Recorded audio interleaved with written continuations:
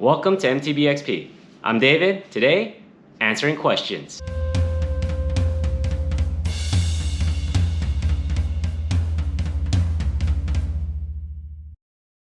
So again, thank you everybody for subscribing. I'm gonna answer some questions that were kind of submitted in the last video, so let's get started. So the first question is from Nutty, and it's when did I start mountain biking?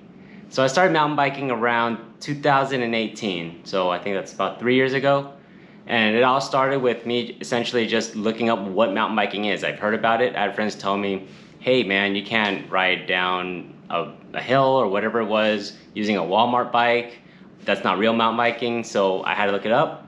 Went on YouTube, saw lots and lots and lots of videos on YouTube.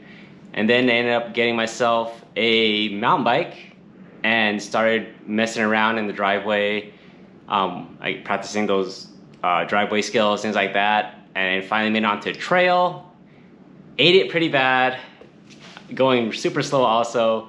And then after that, just started going more and more and more. And I think I got better.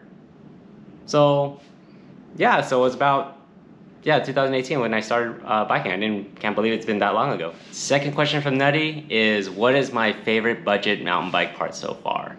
And I think y'all want me to say it's the forks, but it's not actually. My favorite mountain bike part, budget one, is gonna be the handlebars. So I've been getting these $20 handlebars on eBay, Ali, all these different places.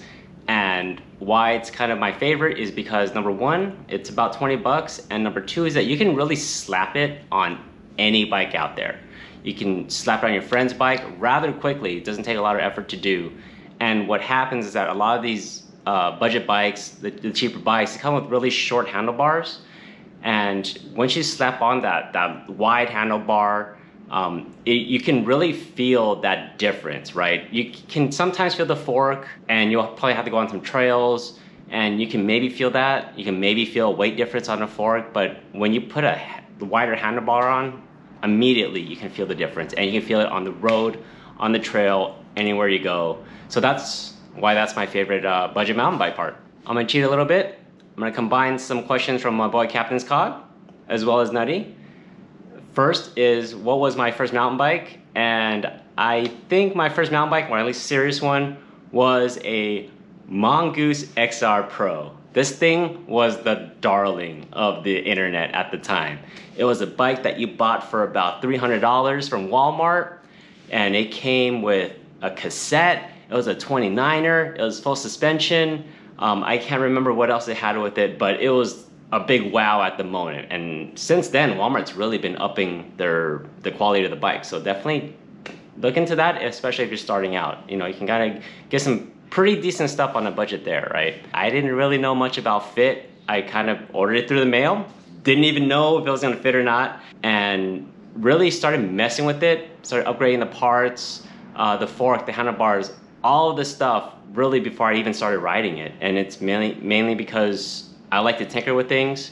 I was more into the upgrade aspect of it, just because I love taking it apart, love rebuilding it. That's where all the fun was. Would I go back to full suspension? Never say never, but right now I don't have any plans to do so. I think a lot of the trails, especially here in Southern California, you gotta climb up those things yourself.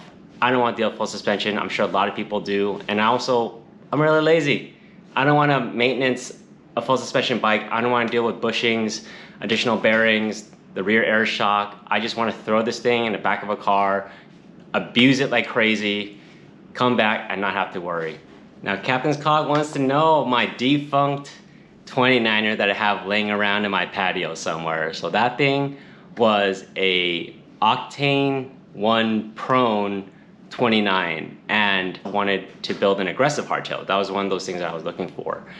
Cannibalized all the parts that I had from that Mongoose XR Pro just because a lot of it was interchangeable. Before I did that, I stripped the paint off of it, spray painted khaki. So learn how to paint a bike, learn how to cannibalize a bike, and put another one together. As for why I decided to go and switch to the common saw was because Prone it rode a little high. I think it rode a little big. I'm not a large person, so I bought a medium. Again, not knowing a lot about size at that time anyway. It rode fine. I really like 29ers, and to this day, I will tell anyone regardless of what you get, whether it's a 27.5 or you get a 29er, it doesn't matter.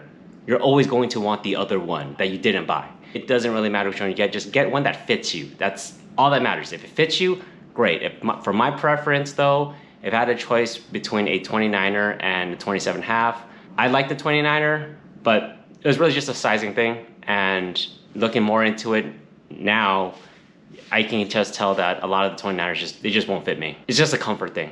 And so that's why I kind of went down to a 27.5. So there you go. Thank you guys for subscribing again. Hopefully get some ride videos up soon. And there's some things I also want to talk about, such as some fork. I'm gonna do a follow-up on my fork for the 100 miles that I've ridden on it so far. We'll kind of hopefully take it apart, see what it looks like. There's something about the damper I want to discuss, which seems pretty cool. Something interesting that someone commented about. And I'm also going to try to start up a beginner series or a bike building series. So kind of looking into things that I look at when putting together the bike that I want. And hopefully that will help people out, decide what kind of bike they want to build, what kind of bike they want to get, things to look out for. And so that's it. Thank you guys. See you guys next time.